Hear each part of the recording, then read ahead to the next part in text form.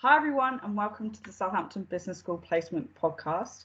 Every week we are looking at different students' experiences, a new topic, whether that's what employers are looking for or being competitive in the placement recruitment market. As always, if there's any topics you'd like us to cover or any particular companies, or you yourself want to come on to the Placement Podcast, drop us an email at placement.sbs@sutton.ac.uk. So this week we're joined by two students, both who have just returned from placement with L'Oreal, but if they would like to introduce themselves, I can hand over to Danny first. Hi everyone, my name's Danny. Like Chloe said, I've just returned from, 6 months ago, returned from placement at L'Oreal. I was in the purchasing team there and at Southampton, now in my fourth year studying business entrepreneurship. Okay, over to you, Laura. Cool. So hi everyone, my name's Laura. I also completed my placement year with L'Oreal. I was in their professional products division doing digital marketing for the year. Similar to Danny, now back for my fourth year at the University of Southampton studying business management. Okay, brilliant. Thanks for those intros, really informative. So L'Oreal is a pretty big company and they do a big recruitment drive. So how long did it take you to kind of go through that process with L'Oreal, and how was the general placement recruitment process like for both of you? So let's start with Laura on this one. Yeah, sure. So the L'Oreal recruitment process does start quite early on in the academic year versus some other bigger companies, which is something to keep an eye out for. But with every big company, obviously comes a lot of stages, a lot of different processes. I think we completed our assessment centres in around October time of second year or November time. Yes, it does start very early on in the academic year. But obviously, if you're, lucky enough to be awarded a place, it really does help take the pressure off that second semester of year two. It's definitely a really good one to go for. And did you apply for any other placements? How were you kind of managing all of that at the beginning of your second year? Yeah, so I did apply for around 3 or 4 others as well, but because of the speed at which L'Oreal puts you through the stages, obviously those applications I did withdraw. There were a few others on the go as well, yeah. Okay. And Danny, was yours similar? How was the kind of full up to the assessment centre for L'Oreal? How did you find that experience? So it was quite seamless, to be honest. I think first we just had to do the classic information about ourselves, and then I think we had to video ourselves with answering 3 questions. So a tip for that, I think, because a lot of that is like AI processed. So just don't say or like any other words like that. Obviously it is quite hard, but just try and speak fluently and clearly, because that's effectively what they look out for. And then once you're through that stage, then you get invited to assessment centres, obviously, and then the placements team are really good at helping you prepare for that. But I was a bit different to Laura. I applied for a lot more placements, I'd say. I think that was the advice that we were given, just apply for as many. And then I went for John Lewis Assessment Centre, unfortunately didn't get it, and then got the L'Oreal one, and then had a GSK interview lined up, but obviously called that off because I got L'Oreal. So nice. Yeah, so definitely would advise kind of keeping a few on the go as you're applying, just in case, like Danny had that, the first one maybe doesn't pan out, but you've got then something lined up later on. And did you get any kind of feedback from your assessment centre at John Lewis, or anything that you could have used? Because that's usually what we would recommend, is if you are unsuccessful, kind of getting any feedback you can. Yeah, to be honest, they didn't give feedback, and it's a bit of a weird one, because the morning that the night before I was going up to London for the L'Oreal interview, that's when I found out I didn't get the John Lewis one. So I didn't want to then, it already knocked my confidence for 6. I didn't want to get feedback, hear where I'm rubbish at, and then especially just kind of winged it. Especially if it was the morning of, you probably wouldn't have had time to kind of look at it anyway.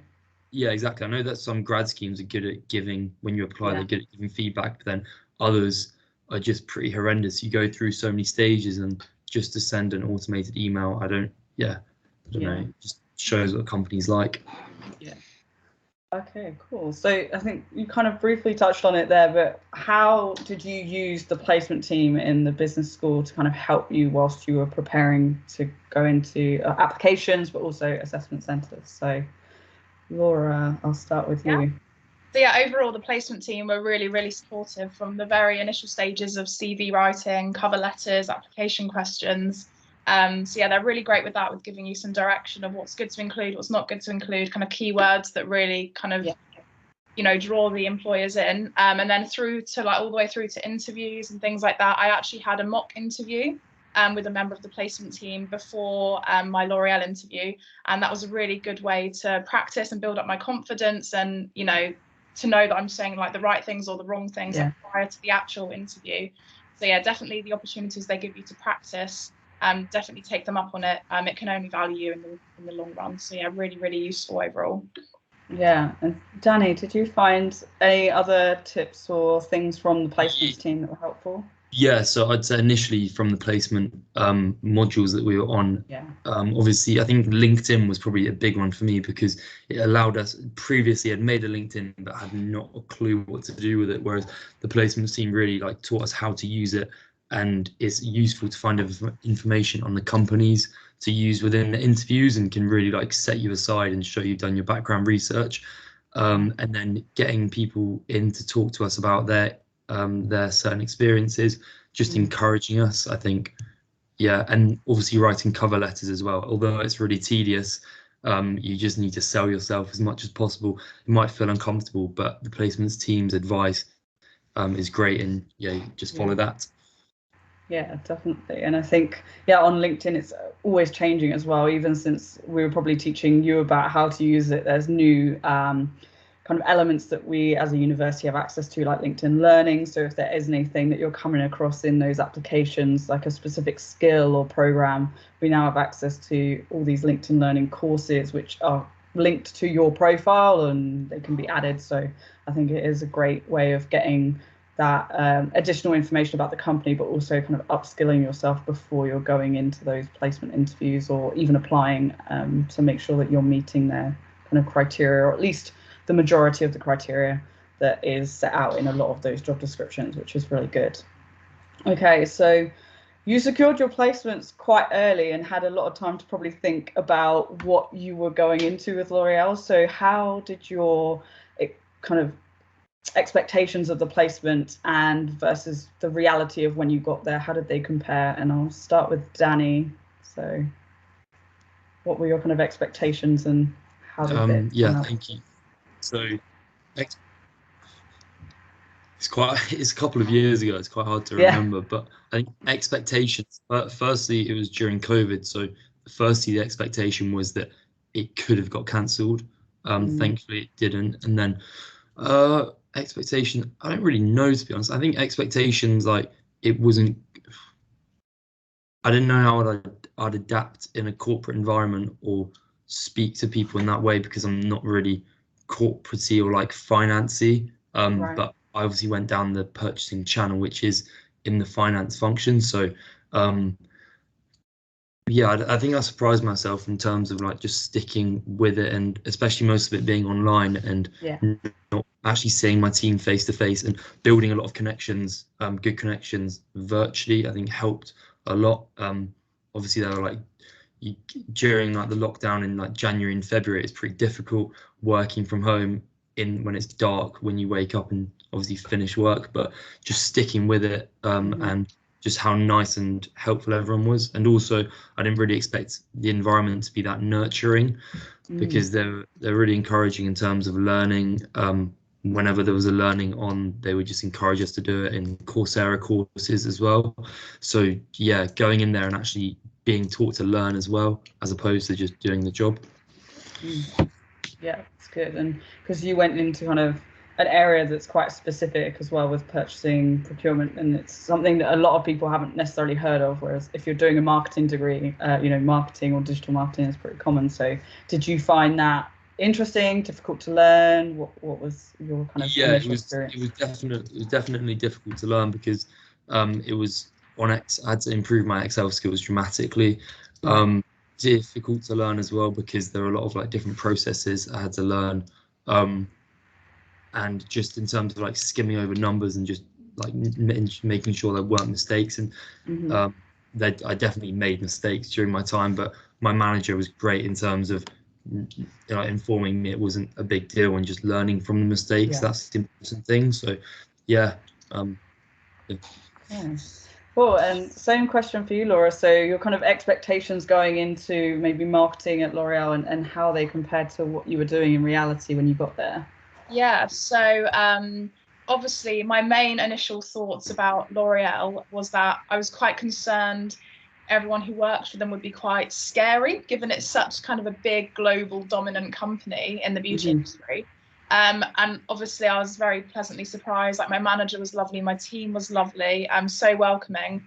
And that's something that really put me at ease, especially during my first few weeks when I was trying to find my feet, understand my role and responsibility fully, and obviously getting to know everyone. It's a tiring time. It's a really stressful time. But yeah, they put me at complete ease, which was really, really lovely. And especially because obviously this was during, one of the COVID lockdowns. So this was mostly virtual, I think, from memory. So again, the fact it was all through Teams wasn't ideal. Like, meeting face to face would have been would have been preferred.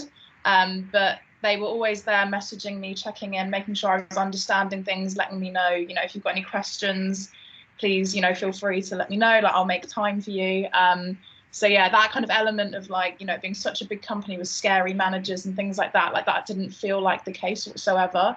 And then again, as Danny mentioned, the kind of environment and the push on the personal growth side of things was really, really dominant, I would say. And again, something that I didn't expect at all.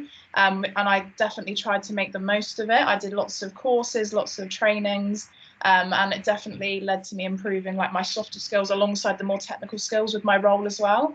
And then with the actual kind of job side of it itself, so doing digital marketing, I was given a lot more responsibility than what I ever thought an intern could have possibly been given. I completely managed their email marketing campaigns, the brand website, and 2 of the apps that the brand has.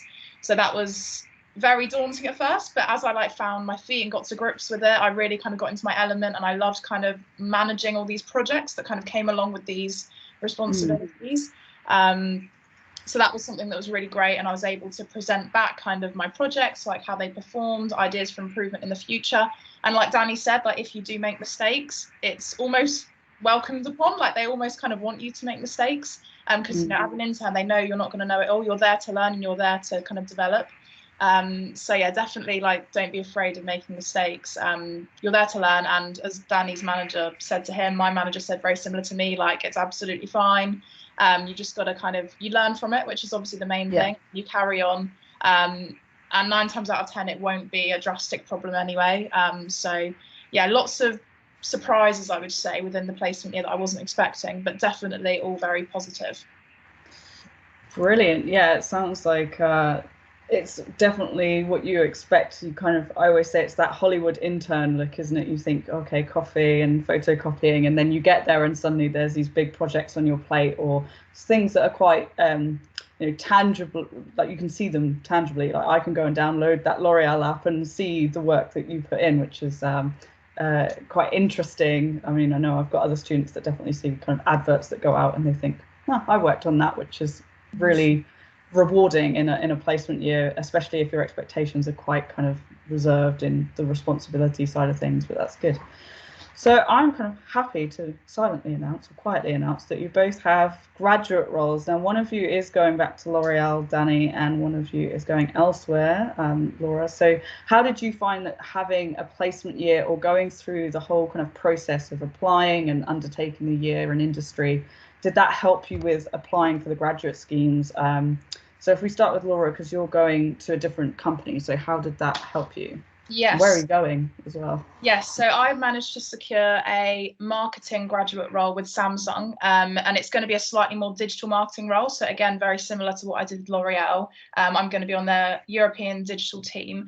So to be completely honest, everything I spoke about in my Samsung interview was probably 90% of it was stuff I did at L'Oreal. So completely invaluable. I definitely recommend completing a placement year. The things you learn on your placement year job are so transferable into alternative roles. I was talking about kind of the projects that I led at L'Oreal, key KPIs, making sure you're reviewing your progress and things like that, and always linking it back to the bigger picture as well. And I think that's something at kind of the beauty of a big company is that you can really understand that bigger picture quite well. So it was so useful having completed my placement year. And I would just definitely recommend if you can. I appreciate they're competitive, they're hard to get, but I think if you really sell yourself and go for it, it can only benefit you in the long run. And I'm sure having kind of learned what I learned at L'Oreal is the reason for being able to get this graduate role, definitely. And Danny, you're going back to L'Oreal. So you're not going back to the same kind of department. So what was the process like for you in terms of reapplying to go back to your placement company? Yeah, so I'm going into commercial because that's like the management trainee scheme that was probably most aligned with what I wanted to do. It was either that or finance, but like I said, commercial is probably more me. So it started back in, I think, June, where you applied internally. So you had to get like the all clear from your manager to apply, and then like present feedback. I think answer a few questions about why you wanted it, like what you would add to the team, etc. And then I appreciate the process took longer than it probably was expected by HR, but we were then put into, again, internally, we're put into groups for an assessment centre. So it was just an hour. We're given a case study and then present for 5 minutes. And then the hour, you just have to ensure they're literally just looking for teamwork there. So just work well in the team. And then when it came to the final interview that I had probably about a month ago now, spoke about my internship a lot, but also went from the angle, because I was from purchasing and not commercial, had different and experience. Interview like that week for commercial was probably just going to speak about their internship, so I didn't really want to go down that route. Had to stick out somehow, so spoke probably half about my internship and then half about other jobs and experiences I've had. But then on top of that, I think what helped as well was just listening to podcasts. So it could be one like this, but more like industry specific podcasts, watching videos, reading articles, and just getting like a wider understanding of the business. Yeah, definitely that background research, and coming at it from a different angle, I think is really handy, especially for yourself. Like, yes, okay, commercial is where you want to go, but you've also got this background of a different area that's allowed you to develop different skills and maybe a different perspective on approach to a commercial role within L'Oreal. So that's really good. Okay, so kind of final few questions. What would you say, if you had to pick one point in your placement year, what would you say was the highlight of your placement year? And I'll start with Danny again there. Probably the Euros. No. No. In work. In work. I would say probably around Easter time, when the office reopened and more people were encouraged to go in, and then I was given a tender to do. So it was like a commercially digital marketing tender. So worked closely with a couple of the senior buyers, also like people internally and then externally, handled negotiations, and then achieved like X amount of savings. So I think being able to help lead a project from start to finish was really beneficial for me. And Laura, same question. What was the highlight of your placement year? Yeah, so a very, very tough question. But if I had to pick one thing, I'd probably say I worked on a TV advert for a steam styler. So it was called a steam pod. And the digital marketing team on my brand was only me and my manager. And she gave me a lot of responsibility with that in terms of thinking up of the content and everything like that. So I would say probably working on that TV advert and seeing it go live. It was live during like the I'm a Celebrity breaks and things like that. So it got a really, really big reach, which was amazing. So that was probably the highlight if I had to pick one. But to be honest, I really did enjoy it all. Like, it was really, really great. Yeah, I think that's what I was saying about those tangible things, with different companies and different students. I see things and my friends think that I'm crazy stopping in the middle of the street because I'll see a billboard or an advert or a TV advert that's going on in Currys or something like that, and I'll go, that was one of our students that did that. So I think it is really nice when you get to see those tangible outcomes for projects, whether that's the advert, or whether it's, you know, a new client or savings or things like that in your placement year. That's good. So with all of your experience and coming back, what would you say is your one tip you would give for students either looking for a placement or ones that are on placement right now, and how they can make the most out of what they're doing with their companies? Laura, we'll start with you. Yeah, I would definitely say my number one tip is be honest. If someone asks about skills, don't lie, or don't twist it slightly. Don't say you're amazing at Excel if you're not. The thing is, as an intern or as a placement year student, they're not expecting you to start on day one with it all. They're not expecting you to understand everything, be coherent in X, Y, and Z. You're there to learn, and to be honest, they hire people who can demonstrate, I think, that they're willing to learn and they don't know it all currently, because that's the realistic side of it. So I definitely say in interviews and everything, be honest. If they say, are you great on Excel, and you're not deep down, say no, but I'm willing to learn. I will complete courses before starting. I will, just being able to really demonstrate your willingness to learn is definitely a top tip, I think. Yeah. And Danny, any top tip that you would give to any students looking? Yeah, like what Laura said, that was great, because it happened in my first interview for my internship.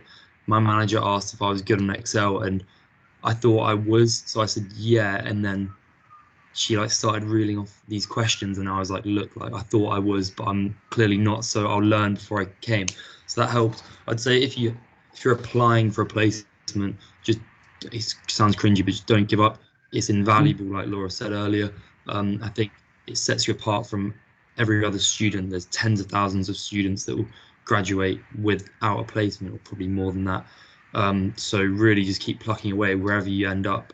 Be honest. And then I think if you have a placement, just try and network within the company.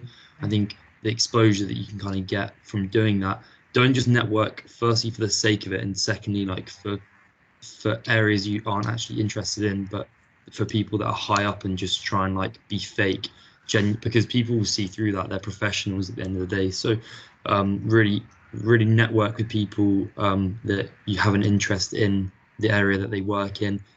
Make the most of the year, because it's probably the best exposure you could get.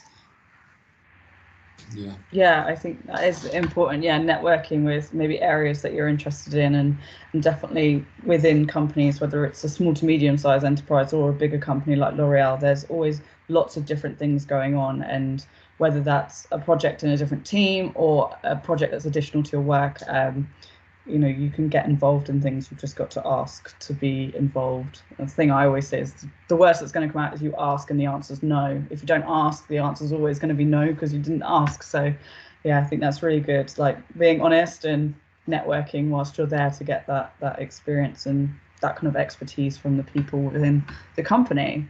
Chloe, yes. What one piece of advice would you give? For people looking, I always say it's kind of like being honest, but really look at yourself and what your skills are and the experiences that you have, because a lot of our students come in, and I always think it's quite a British thing, working with a lot of international people before. We're not very good at talking about ourselves. So almost talk about yourself as if you're talking about your best friend, because you'll realize how many experiences you have, whether that's from being in a society or taking part in a volunteering program, part-time work. All of those things really count in.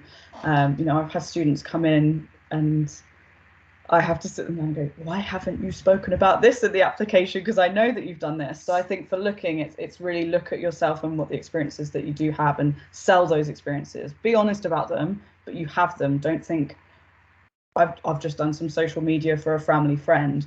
That's still work for a business that has had a fruitful outcome. And then I think the similar thing, like you said, it's kind of like networking, but if there is something you're interested in the business, ask about it, and ask if you can get some kind of exposure to it, whether that's involving yourself in a project on that team if you've got the time, or whether it's just shadowing someone in a meeting or for an afternoon, just to ask them those questions about those roles, because it's a perfect opportunity for you to learn about what you're doing, but maybe somewhere where you might be more interested. Similar to yourself, Danny, moving from purchasing to commercial was the right move for you. So maybe you wouldn't have learnt that if you hadn't done the networking like you recommended. So yeah, definitely getting involved and asking the questions, and hopefully the answer is yes. And if it's not, trying to find a way to still get that kind of awareness and networking out there. But yeah, I think those would be my tips that I give out most regularly. But yeah, thank you for both of your time, and we are going to do more SBS placement podcasts, so look out for those. And if you would like to be involved, as I said at the top of the podcast, just email us at placements.sbs@sutton.ac.uk.